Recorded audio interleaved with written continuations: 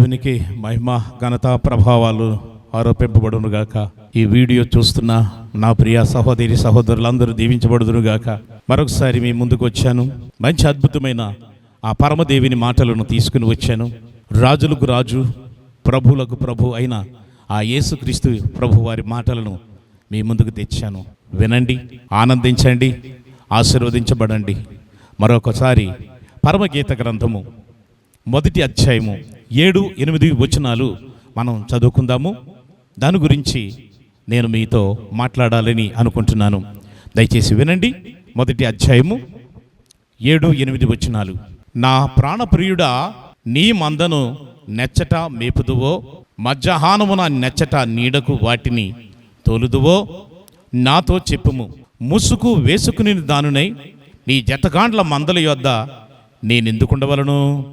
నారీమణి సుందరి, అది నీకు తెలియకపోయినా మందల అడుగు జాడలను బట్టి నీవు పొమ్ము. మంద కాపరుల గుడారముల యొద్ద నీ మేకపిల్లలను మేపము. దేవునికి మహిమ కలుగునుగాక. నా ప్రియ సహోదరి సహోదరుడా, పరమగీతం భూమి మీద ఉన్న సంఘమునకు పరమందున్న యేసుక్రీస్తుకి సంబంధం కలిగినటువంటిది. నేను ఈ పరమగీతాన్ని గురించి మాట్లాడుచున్నప్పుడు మీలో ఏ ఒక్కరూ కూడా ప్రియుడు ప్రియురాలు అని సంబోధించినప్పుడు భూలోక సంబంధమైనదిగా వెంచకండి. ఎందుకంటే ఇది రాసినది పరమజ్ఞాని యెరూషలేము రాజు సొలొమోను అయినప్పటికీ, అలాగే ఈ మాట్లాడేది సొలొమతి. ఇది అక్షరార్థమైనది. అయితే నేను ఇక్కడ ఆత్మీయంగా జ్ఞాపకం చేస్తూ ఉన్నాను. ప్రియుడు యేసుక్రీస్తుకును, సొలొమతి వధువు సంఘమునకును సూచనగా జ్ఞాపకం చేస్తూ ఉన్నాను. ఇక్కడ 7వ వచనంలో ప్రియురాలు అయినటువంటి సొలొమతి మాట్లాడుతుంది. అనగా ప్రియురాలు అనే సంఘము ప్రియుడైన యేసుక్రీస్తుని గురించి మాట్లాడుతుంది. తరువాత 8వ వచనంలో ప్రియుడు మాట్లాడుతున్నాడు. ఈ 2 వచనాల్లో దేవుని చిత్తమైతే మరి పూర్తి చేద్దాం, లేదంటే మరొక భాగంలో మనం చూద్దాం. ఇక్కడ జ్ఞాపకం చేద్దాం. చూడండి. నా ప్రాణప్రియుడా, నీ మందను నెచ్చట మేపుదువో. ఇక్కడ మాట్లాడుచున్నటువంటి ప్రియురాలు నా ప్రాణప్రియుడా. నా అని మనం ఎప్పుడు అంటామంటే సొంతమైనప్పుడు, మన సొంతమైనప్పుడు మాత్రమే అంటాం. సాతానుడు అంటాడు, లోకరక్షకుడు యేసు అంటాడు, నా రక్షకుడు అని అండు.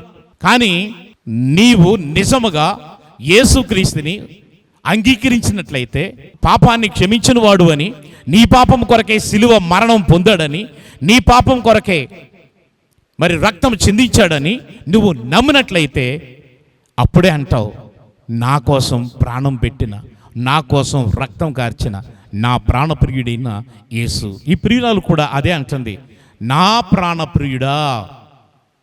మన అంటాం, మన పిల్లల్ని అంటాం కదా, నా పిల్లలు, నా కొడుకు, నా కూతురు అంటాం. ఇతరుల దగ్గర మన పిల్లలు అని భార్య భర్త తప్ప, ఆ ఇద్దరి దగ్గర తప్ప వేరే వాళ్ళ దగ్గర మన పిల్లలు అని అనరు. ఎందుకంటే యేసుక్రీస్తు గురించి కూడా అదే మాట నేను జ్ఞాపకం చేస్తూ ఉన్నాను. నా ప్రియ సహోదరి సహోదరుడా, నా అనే పదం ఎప్పుడంటే నీకు నీ హృదయంలోనికి సొంత రక్షకుడిగా ఆహ్వానించినప్పుడు మాత్రమే అంటావు. సరే, నీ మందను నెచ్చట మేపుదువో. నీ మంద అంటే ప్రియురాలు నా ప్రియుడు అని ఒప్పుకుంది, నా రక్షకుడు అని ఒప్పుకుంది. నా పాప క్షమాపణ కొరకు నువ్వు కలవరిగిరిలో గొల్గోతా కొండపైన రక్తం చిందించావా నువ్వు ఒప్పుకుంది. కానీ ఆయన మేపే మందలో లేదు, ఆయన మేపే సంఘములో లేదు, ఆయన ఉండే సంఘములో లేదు. ఎక్కడుందంట? నీ జత గాండ్ల మందల యొద్ద నేను ఉన్నాను, నువ్వు లేని మందలో నేను ఉన్నాను. ఎక్కడ? ప్రియురాలు చెబుతూ ఉంది, నీ మంద నెచ్చట మేపుదువో. నీ మంద అంటే యేసు ప్రభు వారు ఉండే సంఘం. 2-3 నా నామం పేరట ఎక్కడ గుడి ఉందో మధ్యలో నేను ఉంటాను. 2-3 కాదు, క్రీస్తును అనుసరించి క్రీస్తు నామం పేరట ఎక్కడ కూడి ఉన్నా మధ్యలో ఉంటారు. ఆయన సంఘంలో ఉంటాడు. నా సంఘమును నేను కట్టిదనన్నాడు 16 మత్తయి సువార్తలో. నా సంఘము అంటే తన స్వరక్తం ఇచ్చి సంపాదించిన సంఘము. ఆ సంఘములో సంచరిస్తూ ఉన్నాడు. ప్రకటన గ్రంథంలో 1వ అధ్యాయము 19-20 వచనాల్లో 7 దీపస్తంభాలు అనగా 7 సంఘముల మధ్య సంచరిస్తూ ఉన్నాడు. అందుకనే ఈ ప్రియురాలు అంటుంది, నీ సంఘము, నీ మందలో నీ మంద ఎచ్చట మేపుతావు? ఎలా మేపుతావు? ఎలాంటి శ్రేష్టమైన ఆహారాన్ని ఇస్తావు? ఎటువంటి ఆరోగ్యకరమైన నీళ్ళని ఇస్తావు? నీవు ఎచ్చట మేపుతావు? అది నాతో చెప్పు. మధ్యాహ్నమున ఎచ్చట నీడకి తోలికి వెళతావు. మధ్యాహ్నం అంటే ఎండ సమయం, మధ్యాహ్నం అంటే వేడి సమయం. ఆ వేడి ఎండ దేనికి చూసినంటే శ్రమల కాలము. ఈ శ్రమల కాలములో, ఈ కష్ట సమయములో, ఈ ఇబ్బంది సమయములో, ఈ వేదన సమయములో నీవు నీ సంఘమును, నీ మందను ఎచ్చట మేపుతావు?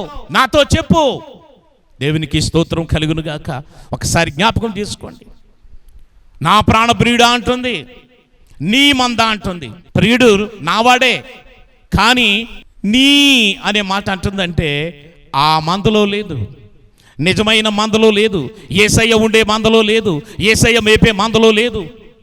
అందుకనే మధ్యాహ్నమున శ్రమల కాలములో, ఎండ సమయంలో, వేడి సమయంలో, ఆ రెండవ రాకడలో, ఆ విడవబడినటువంటి సంఘములో లేక భూలోకములో శ్రమ వచ్చినప్పుడు, కష్టం వచ్చినప్పుడు, ఇబ్బంది వచ్చినప్పుడు ఎక్కడ నీ సంఘమును లేక నీ మందను ఆదరించుదువు, సేద తీర్చుదువు?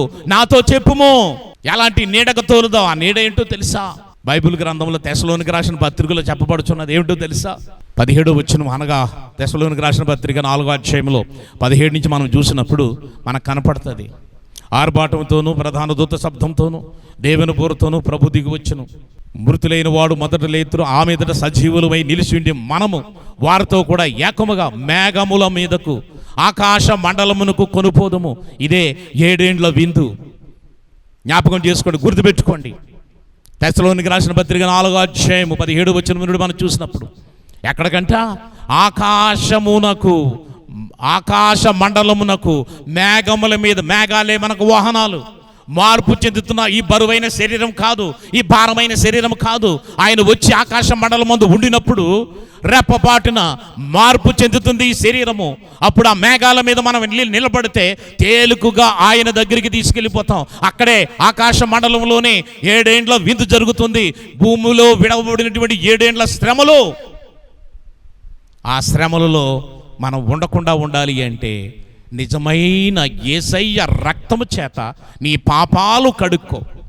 యోహాను పత్రికలో 1వ అధ్యాయము 8-9లో ఉన్నటువంటి ఆయన దగ్గరికి వచ్చి నీ పాపాన్ని ఒప్పుకుంటే ఆయన సమస్త దుర్నీతి నుండి, క్రీస్తు రక్తము, యేసు రక్తము సమస్త దుర్నీతి నుండి, కల్మషము నుండి కడిగి పవిత్రులుగా, పరిశుద్ధులుగా మారుస్తుందని బైబిల్ వాక్యం చెప్తూ ఉంది.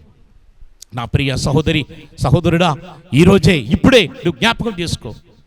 అవును, ఈ రోజున ఆయన ఉన్న మందలో ఉన్నావా? చూడండి, చాలామంది అంటే ఇక్కడ ఒక మాట జ్ఞాపకం చేస్తాను. నువ్వున్న మంద, నీవు లేని మంద అంటే ఎక్కువగా మనుషులకి ప్రాధాన్యత ఇస్తారు తప్ప యేసయ్య వాక్యానికి ప్రాధాన్యత ఇవ్వదు. నేను ఒకసారి ఒక మీటింగ్కి వెళ్ళాను. ఆ మీటింగ్లో నాకు చెప్పింది 45 నిమిషాలని చెప్పారు. మరి నాయకులు వచ్చారు, రకరకాలుగా ఎంతోమందికి గ్రీటింగ్స్ అవి ఇవి అన్నీ చెప్పి చివరికి వాక్యము 5 నిమిషాలు చెప్పండి. గ్రీటింగ్ ఏమో 15 నిమిషాలు చెప్పారు, వాక్యమేమో 5 నిమిషాలు చెప్పారు. ఇప్పుడు చెప్పండి, యేసయ్య ఉన్న మంద, వాక్యం ఉన్న మందేనాది? యేసయ్య ఉంటాడా? అందుకనే ఏ మందలో, ఏ సంఘములో వాక్యము లేదో అక్కడ యేసయ్య కనపడడు. యేసయ్యకి, దేవుని వాక్యానికి అనుమతి ఇయ్యి. అందుకనే 8వ వచనంలో ప్రియుడైనటువంటి మరి సొలొమోను చెప్తున్నాడు, ప్రియుడైనటువంటి యేసుక్రీస్తు నారీమణి సుందరి, అది నీకు తెలియకపోయినా మందల అడుగు జాడలు బట్టి నీవు పొమ్ము, మంద కాపరుల గుడారముల యొద్ద నీ మేక పిల్లలను మేపు. మేక పిల్లలు అంటే అన్యులకు గుర్తు. మేక పిల్లలు అంటే రక్షణ లేని వారికి గుర్తు, అనుభవం లేని వారికి గుర్తు. వారి దగ్గరికి మంద కాపరుల గుడారములు అంటే దైవజనుల దగ్గరికి తీసుకుని వెళ్ళు, చక్కని వాక్యంతో వారిని బలపరిచి ఆశీర్వదిస్తారు. అలాంటి కృపతో నిన్ను, నీ కుటుంబాన్ని సమృద్ధిగా దీవించి ఆశీర్వదించును గాక. ఆమేన్. ప్రార్థన చేసుకుందాం. ప్రేమగల తండ్రి, మరొకసారి తండ్రి పరమగీతము నుండి కొన్ని మాటలు మాట్లాడడానికి కృప చూపించారు. ఇంకా పరిపూర్ణంగా, సంపూర్ణంగా ఆయన మేము పరిశుద్ధాత్మ జ్ఞానముతో మేము నేర్చుకున్నట్లు సహాయం చేయమని, వింటున్న నా ప్రియ సహోదరి సహోదరుని దీవించమని గ్రహించే మనసు నాయన ఇదిగో తండ్రి. లూకా సువార్త 24వ అధ్యాయము 45వ వచనం ప్రకారం లేఖనాలను గ్రహించే మనసును ప్రతి ఒక్కరికి దయచేసి మయం పొందుకోమని, ఇక్కడున్న నాయన వింటున్న నా ప్రియ సహోదరులందరినీ దీవించమని యేసు నామములో ప్రార్థిస్తున్నాము తండ్రి. ఆమేన్. మిమ్మల్ని అందరినీ సమృద్ధిగా దేవుడు దీవించును గాక. ఆమేన్.